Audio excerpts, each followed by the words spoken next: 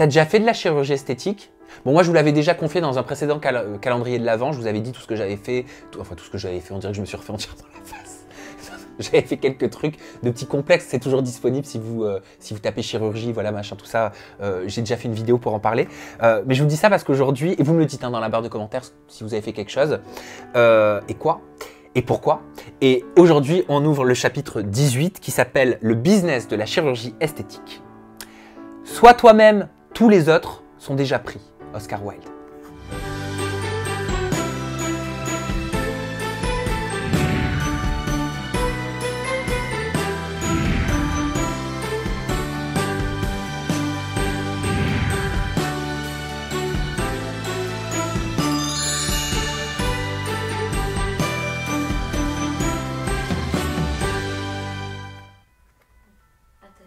C'est marrant, je vais vous lire 2 pages sur le business de la chirurgie esthétique et on entend derrière une ambulance. Cette réalité, je la trouve insupportable. C'est pour cette raison qu'un jour, j'ai décidé de parler. J'ai dit ce que je savais. En début d'année, j'ai été contacté par une journaliste du Parisien. Elle voulait réaliser une enquête sur l'explosion du recours à la chirurgie esthétique chez les jeunes Français. Pour cela, elle avait besoin d'avoir accès à des sources fiables. C'est pourquoi elle a fait appel à moi. Au départ, j'ai refusé de lui apporter mon aide. J'avais peur. N'était-ce pas légitime?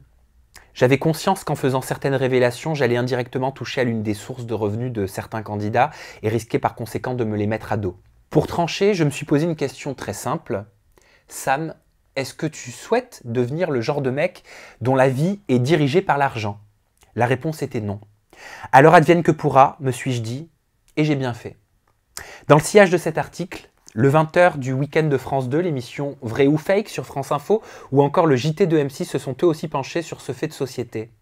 Dans le cadre de ces reportages, j'ai d'ailleurs souvent été interviewé. Les médias traditionnels ont fait de moi un lanceur d'alerte, mais j'étais simplement guidé par ce que je pensais être juste. Dire la vérité sur ce business m'a fait un bien fou.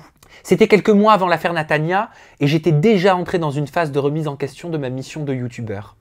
De plus, je me sentais coupable d'avoir moi-même contribué au marché juteux que je dénonce aujourd'hui. Peut-être voyez-vous déjà de quoi je veux parler. Il y a 2 ans, j'ai été contacté par Kim, ancienne candidate des Marseillais et aujourd'hui des Anges. Cette dernière souhaitait que je la suive pour documenter son opération de chirurgie esthétique en Tunisie. À l'époque, j'avais accepté non sans certaines réticences. D'un côté, j'y voyais l'opportunité de développer un nouveau format et le challenge a toujours été pour moi un moteur. De l'autre, je trouvais cette démarche un peu surprenante. J'ai fini par accepter la proposition de Kim et réaliser une vidéo de son lipofilling que j'ai publiée le 14 avril 2017. Cette opération est devenue très courante chez les candidates. D'abord, elles se font liposucer. Ensuite, la graisse extraite par le chirurgien est réinjectée dans les fesses de la patiente. Le problème de Kim, c'est qu'elle était trop mince pour obtenir un volume de graisse suffisant. Je me souviens avoir entendu les médecins lui dire de s'engraisser, se gaver 15 jours avant l'opération comme si elle n'était qu'une oie. Dans cette vidéo, on voit donc Kim sur une table d'opération, son corps est luisant de bétadine, elle est entourée de médecins et de machines qui aspirent la graisse de son ventre et de ses cuisses. On la retrouve enfin une fois l'intervention achevée, encore sous le choc de l'opération et de l'anesthésie. Kim est amincie au niveau du ventre et des cuisses et ses fesses sont dignes de celles de Kim Kardashian. Lorsque je suis rentré à Paris et que j'ai commencé à dérocher mes images, j'ai été pris d'un vague sentiment de malaise. Je l'ai trouvée très impressionnante, limite gore. J'avais l'impression d'être allé trop loin. Par ailleurs, j'avais un souci avec le message que véhiculait cette vidéo qui faisait indirectement l'apologie de la chirurgie esthétique.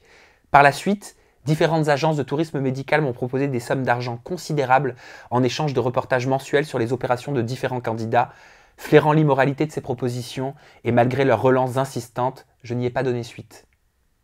La suite, vous la retrouvez dans mon livre. Si vous avez acquis mon livre, envoyez-moi la photo, postez-moi la photo sur Instagram, taguez-moi avec le @samzira. Je me ferai vraiment un réel plaisir de partager votre photo sur mon compte Instagram. Nous, on se retrouve demain. On est à moins d'1 semaine de Noël. Je crois qu'il reste que 6 jours simplement. Donc, c'est 6 jours à profiter ensemble. À demain.